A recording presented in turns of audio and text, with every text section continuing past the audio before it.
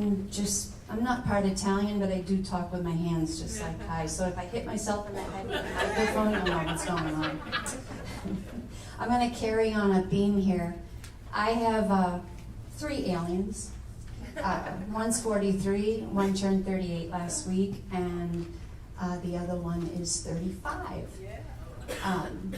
The youngest one says that makes me officially old age, but you know, what are you going to do?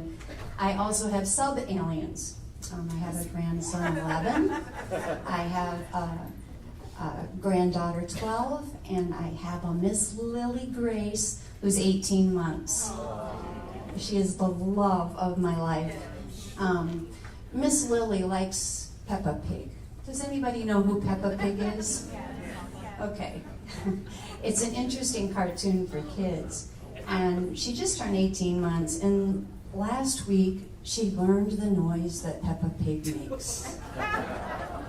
Lily, what does Peppa say? It sounds like we have a pig farm this last week. All she goes around is doing Peppa Pig. So anyway, she is the love of my life, and at some point in the future I'll tell you the story about I was not supposed to have 2 of those 2 grandchildren because my daughter had a rare disease, and it's actually how I got into frequency work. It's a whole different story all of its own. Now, to backtrack, Lauren was my left-hand turn, okay? I was in doing frequency work for quite a number of years. I started in '93, and just by chance, I got shown a video of the Crazy Russians on a phone by another doctor, and he said, you know, this guy's coming out in 2 weeks to show us how this stuff works. Do you want to come? That was my left-hand turn, and without hesitation, I said, absolutely. Met Lauren a couple weeks later, and he'll tell you the story sometime. I was the first one to give him an American Express and said, put it on my card. My American Express was a type that you had to pay 30 days later. I did not have 30 whatever thousand it was at the time, but I did it. And the reason I did it was, as he was talking, it was magical. And it wasn't sleight of hand magical. It was magical because I recognized the voice of truth. What he was saying resonated with me. Didn't know what it was, didn't know how it worked, knew the concept, but I could see that the difference between what I was doing, which at the time was electrodermal screening, and what I was seeing with this, that's what I had to have it. I just had to have it. So here I am. And I am grateful to this day that I took that left-hand turn. So thank you, Lauren. Means this just my heart. Marvin said something to me earlier that really touched me too. He said, you know, you guys are going to go home with a lot of information, a lot of thoughts, a lot of ideas. But when it comes to connecting the dots that are probably the most important today is the dots that we connect between each other as far as relationships. The relationships that we form here today and start to foster and start to have grow, that's what's really important. Because then as we go along, we're all going to share information that we know. We're all going to help each other connect other dots. So I just wanted to say how thankful I am that you're all here. I'm really grateful that we get to contribute to Lauren's dream coming true and that we get to support each other. So that's really important to me. Okay, this clicker. Haha. Might be the only time it goes the right direction, so enjoy it while it lasts. A few common questions. Over at the office, they get tons of questions from you guys. A lot of really good questions. And as we go along over time, we'll be able to answer a lot more of them, but we decided just to do a few of the most common ones, or maybe ones that have puzzled you. And so, here's the first one. Do I have this or don't I? Something comes up on your scanner, you know, and you're looking at it and you're saying, oh my gosh, you panic. Do I have this? Is it saying I have this? Is this serious? Is it going to affect me? Am I going to die? I mean, these are the thoughts that go through our head, right? And we kind of know better, but it's what goes through our heads. here is one of the more common ones that gets asked about, the MTHFR, okay? Obviously you have the genes, some people have mutations of them, and people get confused when it comes up on the scanner. And it can be a number of different scenarios. I'm just going to cover a couple of them. But somebody knows they have the mutation, and it comes up that it's in range. It's like, well, my scanner's broken. It's not working. What's wrong? They call customer service. How do I fix it, right? Probably one of the most foundational, basic, important ideas to get through your head, solidly cemented, is that your Solex mobile scanner is not diagnostic. This is so important, I couldn't say it enough times. It is not diagnostic, okay? It's really important because in the body, there are ebbs and flows of frequencies, constantly, ebbs and flows. If you kind of think of it like the tide, it's just constantly changing. So there are things like this that are in your Solex mobile scanner that, depending on where you are, let's say you have one or two mutations, depending on where you are is going to show whether you're in or out of that particular range. It's like there's a broadband amount of frequencies for each of the things that's in your scanner. And you can be somewhere in that range. So let's say that somebody has gone to their doctor and they know they absolutely have these mutations. Why is it saying something's in range? Well, let's say that their primary caregiver has explained to them there are certain ways that you can support what's going on with this, okay? There's a lot of things that they're attributing to the MTHFR factor that they aren't even really sure yet is exactly connected with it. It's not a concrete science about everything they think that's associated with it. They're saying that there's possible cardiovascular things associated with it, possible bipolar, anxiety, the list goes on and on, okay? But let's say that they're doing everything they should do to support what shows up when they do have this mutation. Let's say they have cut back on the alcohol they drink. Let's say that they're supporting their liver. Let's say they just go down the list and they're doing everything they can possibly do to assist their body. Whoops, I told you I'd do that. There we go. Then what happens is the frequencies in the body that the brain is recognizing that are associated with this gene, they start to get into that bandwidth that is in range, okay? Now, let's say that they go and they just start drinking a bunch of alcohol, they don't support their liver, they have a bunch of other things they do that have an aggravation to it. The next time they scan, it could be outside of that broad bandwidth, and so it'll show that it's out of range. Same goes for somebody that knows that they don't have it. They don't have it at all. They've already been tested. They wondered, they thought, okay. So they're like, well, how can it be out of range if I don't even have it? A problem with it.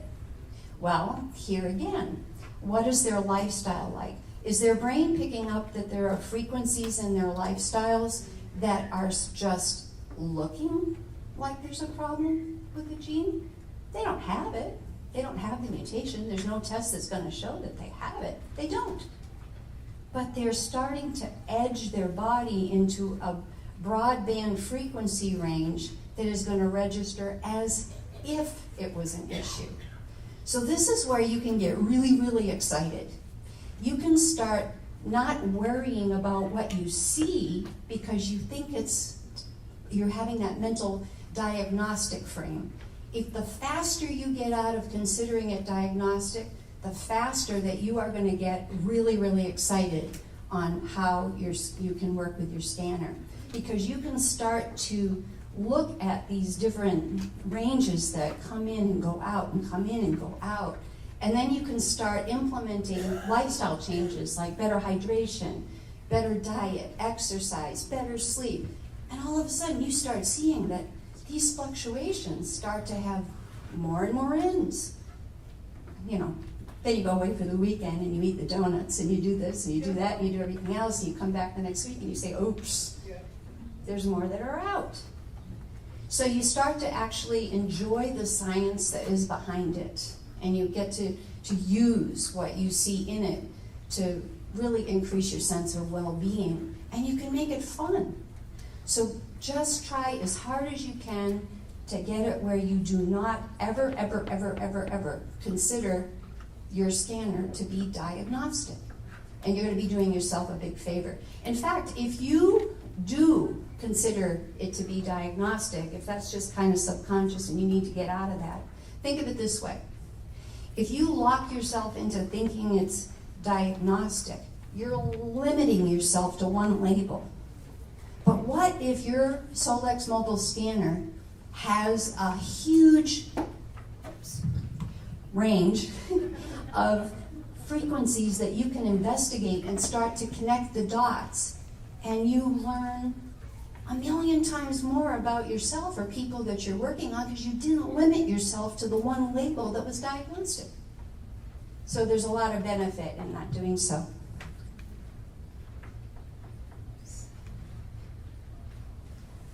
Back here.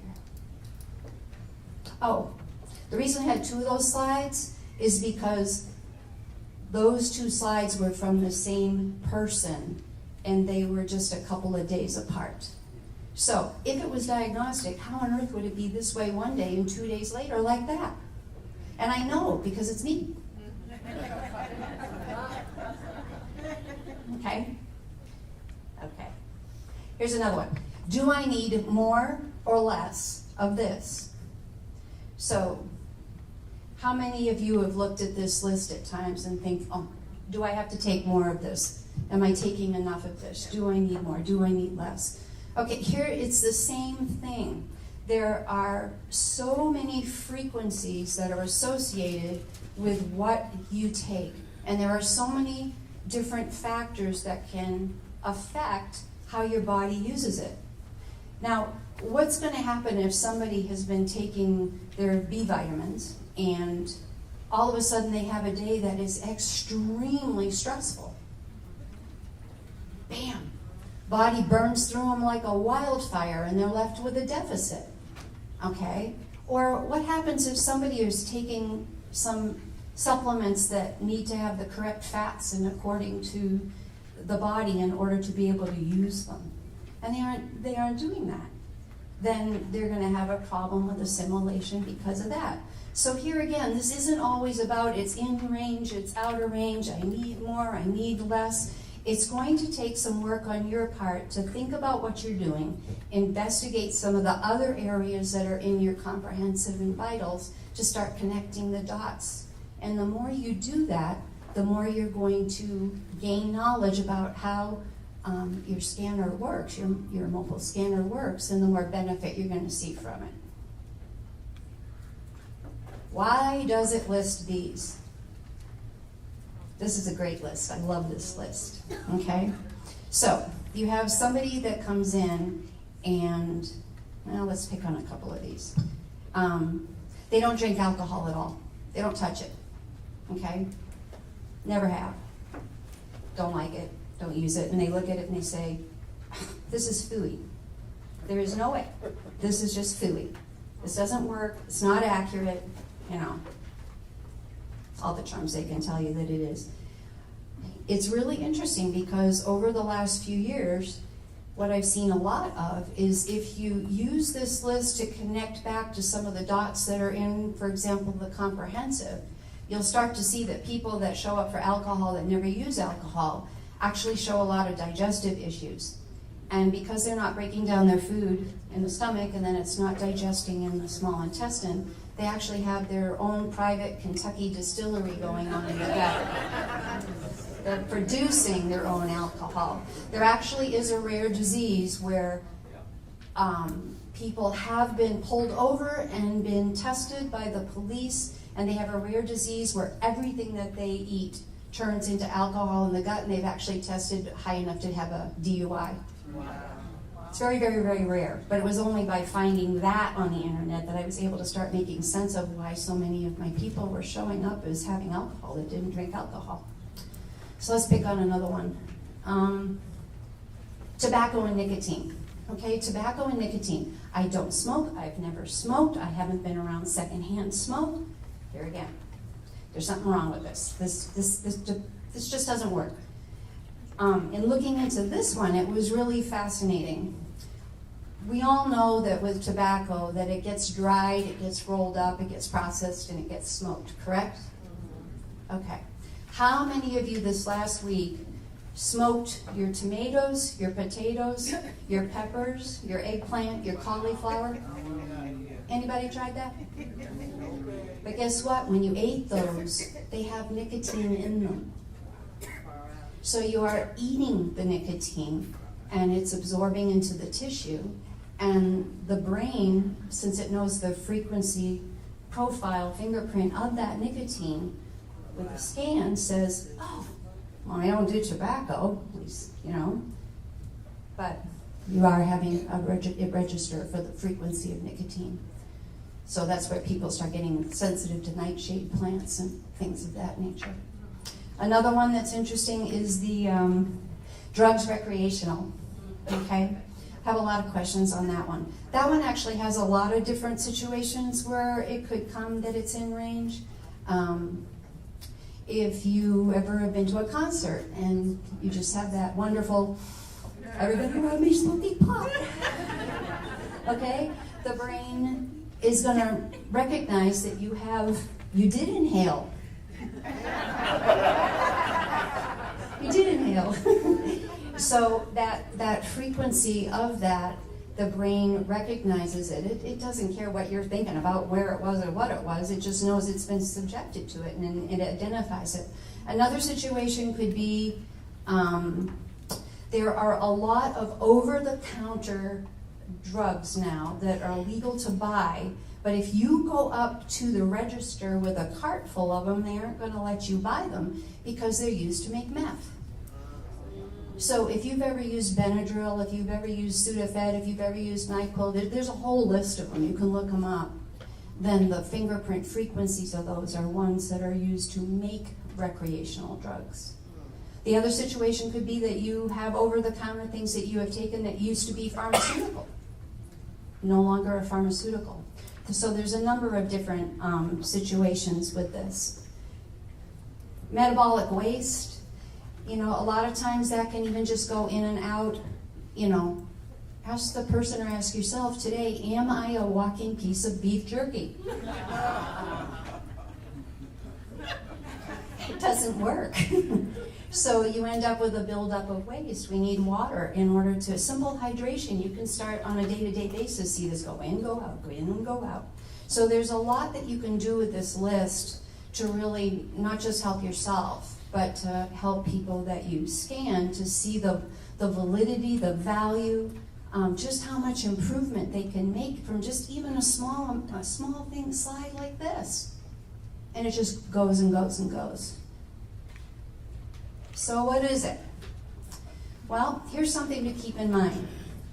Anything when you use your Solex mobile scanner can be cellular memory, it can be residual damage, it can be residual toxicity, residual or developing inflammation, developing frequencies already present.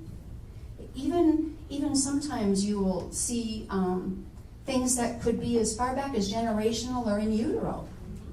So how on earth, if everything that you see on this superb scanner that gives you all of this information, how on earth could it be diagnostic when it can have this many variables? It can't. It isn't. It's not. So repeat after me. It is not diagnostic. It is not diagnostic. I didn't hear you. It is not diagnostic. Yes. Yay. That's probably one of the most important things that you can take home as a piece of information. Dive into it. Do a deep dive. Start enjoying the frequencies. Start watching how they go back and forth. Don't be afraid of when it says it's in range or it's out of range, it's in, it's out, it's this or that. Just enjoy it.